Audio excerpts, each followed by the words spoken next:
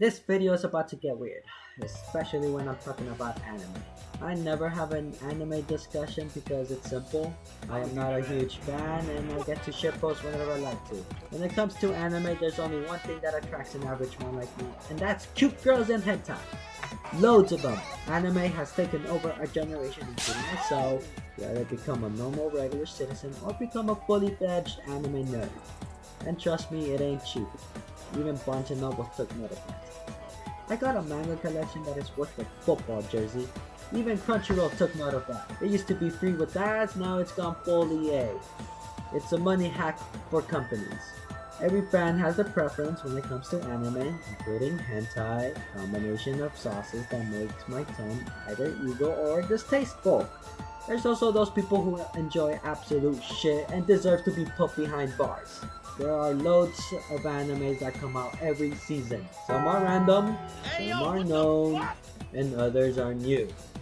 I won't be going through each single one of them because I can't fucking read. And how am I reading this? I choose what I choose, and you can go fuck off. Alright, listen. I've read the manga before and it's an absolute banger, so I was pretty excited for this one. As the title suggests, it's just a place in the middle of nowhere with a bunch of chicks with huge hunters that complete a whole village.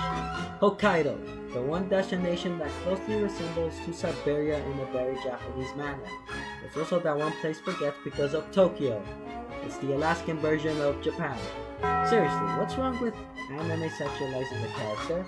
I'm trying to watch it in peace and y'all be putting feet and breast all over my fucking screen. I get it. Many mangas and animes do this to capture the male audience. In which, by the way, it works.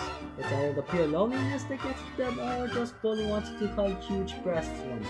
I know every man will get embarrassed if they see those hunters, but does he have to get embarrassed when talking to a girl? God, this reminds me of high school. Also, who thought about this intro? The randoms. The most randomness show like scrolling through Netflix because you're bored out of your own fucking mind. All I can say is that this show got everything to entertain you from your boredom. And all you need to know is torturing your captive princess with food, fun, and the power of friendship. Which, seriously, reminds me that I don't even have friends, which I should get that to work. This gets me lonely as fuck. What the fuck? This season has been a bit off for the series. For me, season 2 was the better season.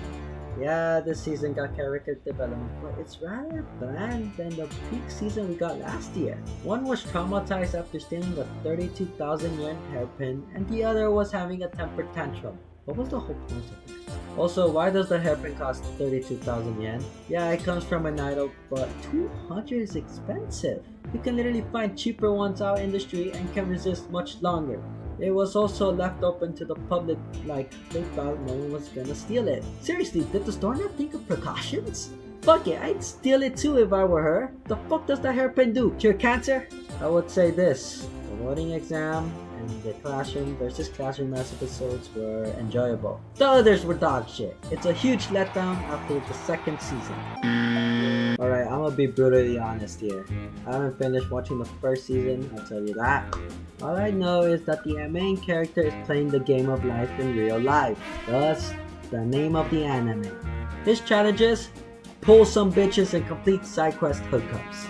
The only L I see is being a professional at Smash Bros. Or maybe he's preparing to smash. Another random, another boredom.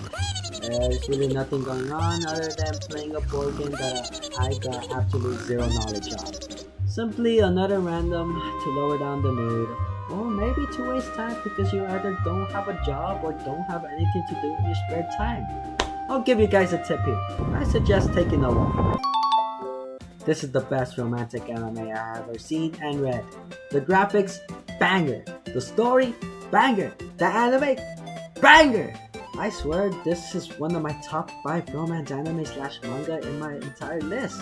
Yeah, it's middle school love, which makes me even more disappointed in myself. This literally depicts everything that happened in middle school. It's around those grades where middle school boys don't think of studies, but rather think of pussy and tits. The only downside to this anime is that there are some parts that are very hard to watch at times. It makes me want to jump off a cliff. Overall, the anime is an absolute masterpiece. Holy fuck, why do animes got long ass titles sometimes? Shorten that bitch! As you can see by the long ass title on the screen, she lives 6 lives, then she dies because of war. She later decided to take the back instead of the front exit, then she met the man who killed her 6 times. She doesn't give a fuck and jumps off the balcony, capturing the prince's heart. Very romantic. He later proposes and she accepts? Holy shit, that man killed you 6 times and you just accepted that? She later dedicated her life to prevent the war that killed her 6 times. To do that, she starts getting closer to the prince both physically and romantically. Damn, man has absolutely no remorse. This takes me back. The Roman Empire. I've seen this before. Another romance anime that involves a deaf girl falling in love. Seriously though, is it actually that easy to make a deaf girl fall in love with you? It wasn't even the looks that got her. It was the kindness of saying, oh, you go to the same college as me? I'll see you around then. But then again, they both wanted to see each other so badly. Heck, the man didn't give a single fuck about getting into a relationship until he met her. This shit goes from love triangle to love triangle. It ain't even a triangle anymore, but more of an Egyptian pyramid of love. The bond between these two is enough to get you diagnosed with depression. There are a lot of popular ones I didn't choose, such as Froirin, but come on, we all know it didn't debut in the winter, but more like it debuted last year. Spring is approaching, which means one thing, it's feasting time for the nerds.